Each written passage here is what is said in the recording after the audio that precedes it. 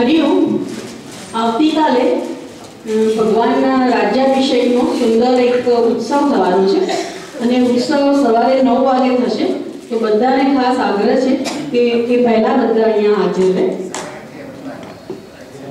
8:30 વાગે રાબેતા મુજબ પાઠ શરૂ થશે અને 9 વાગે આ રાજ્યાભિષેકનો સુંદર એક ઉત્સવ થવાનો છે બધા જ એમાં જરૂરથી ભાગ લે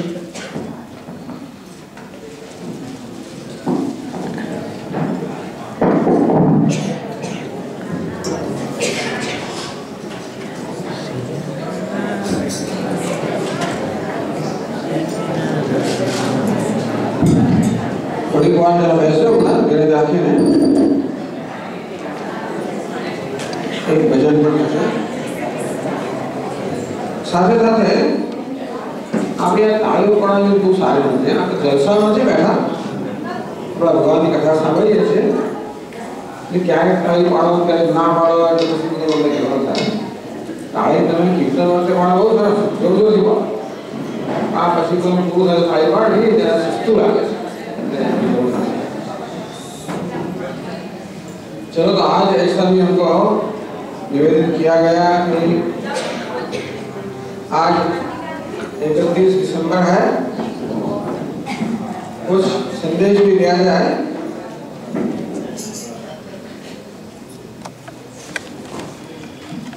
तो आज जो भजन हम गाने वाले हैं थोड़े बहुत सुना है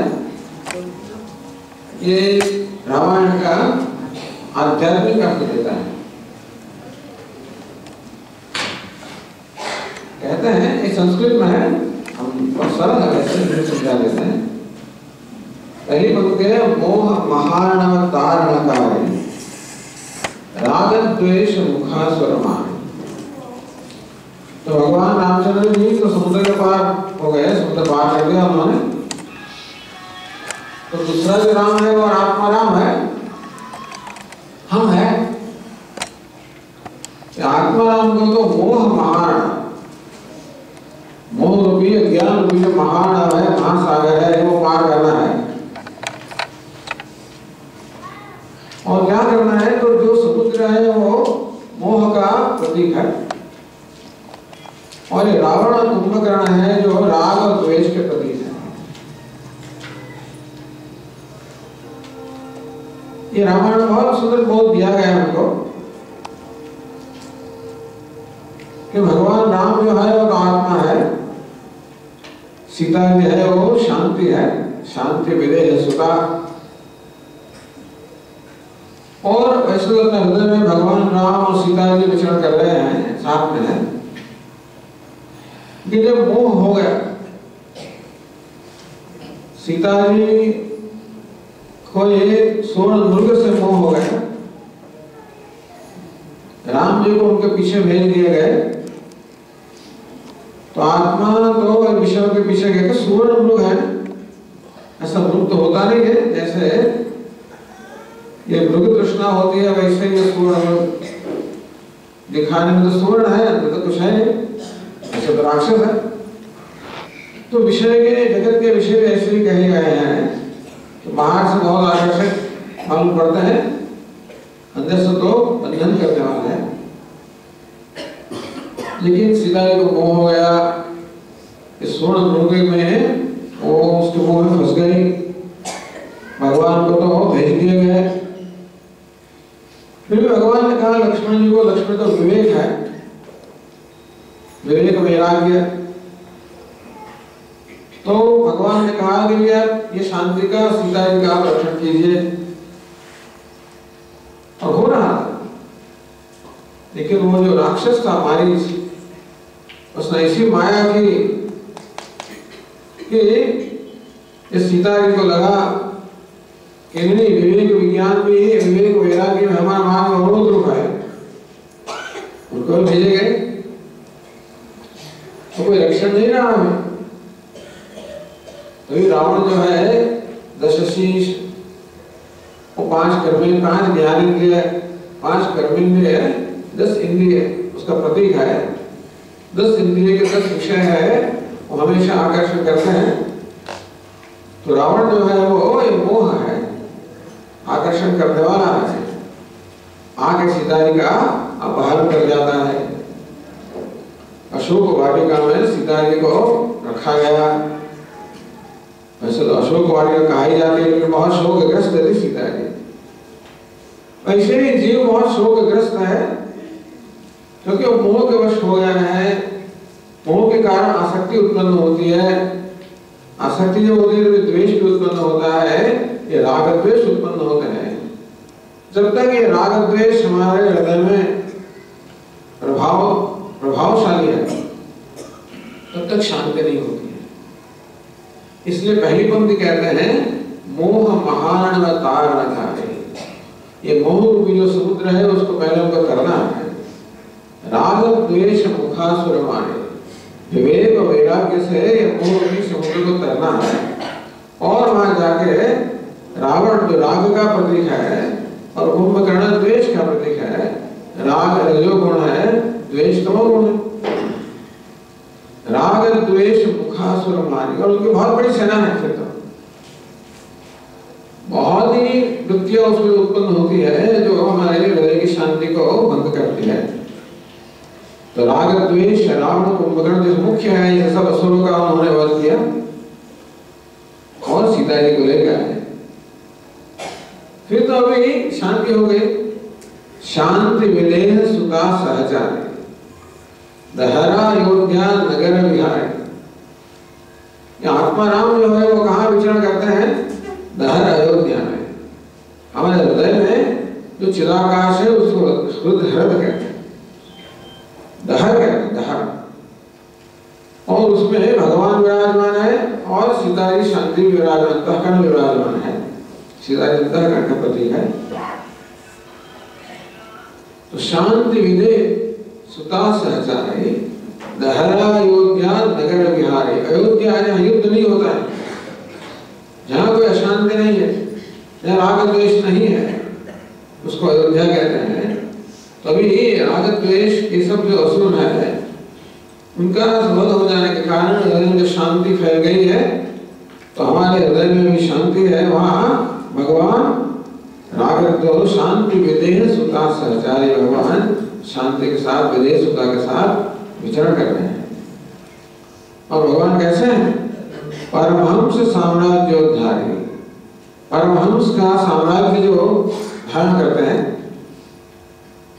सत्य ज्ञानानंद शरीरी उपनिषद कहता है सत्यम ज्ञानम अनंतम ब्रह्म। जो ब्रह्म है, परमात्मा है, वो सत्य ज्ञान अनंत स्वरूप है। ये जिनका स्वरूप है वो परमात्मा भगवान परमहंस। परमहंस के जो साम्राज्य है उसमें भगवान विराजमान है।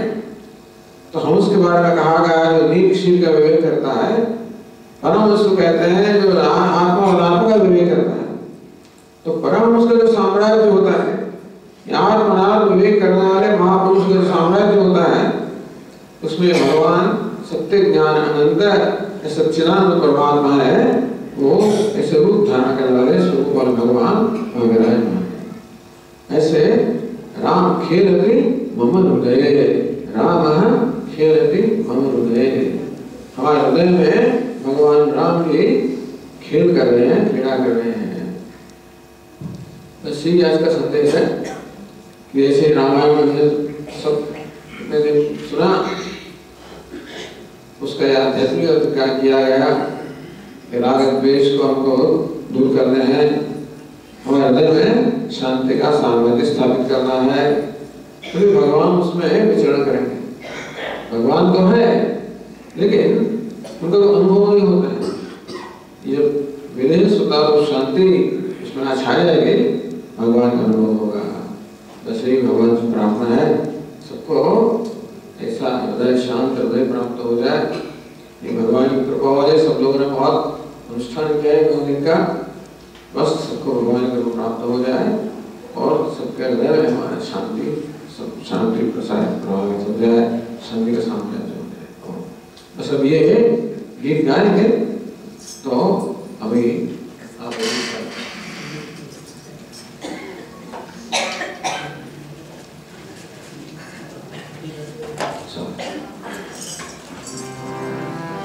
खेलति मम हृदये राम खेलति मम हृदये, खेलति मम हृदये राम खेलति मम हृदये, खेलति मम हृदये राम खेलति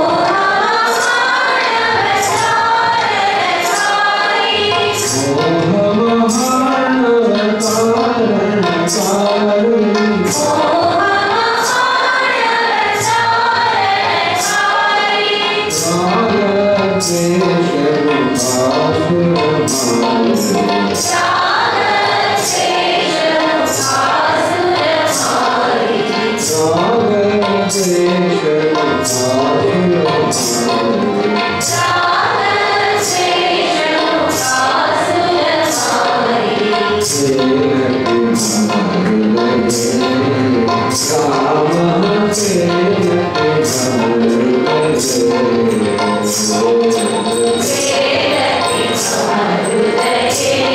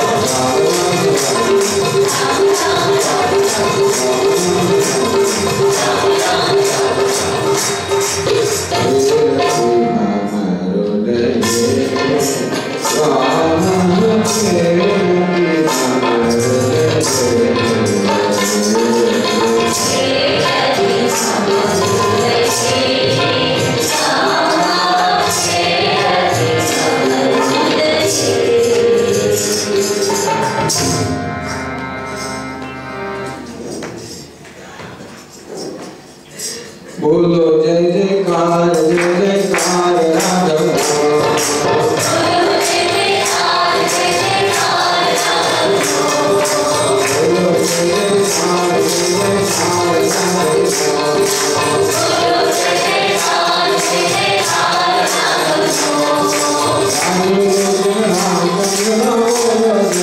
Jai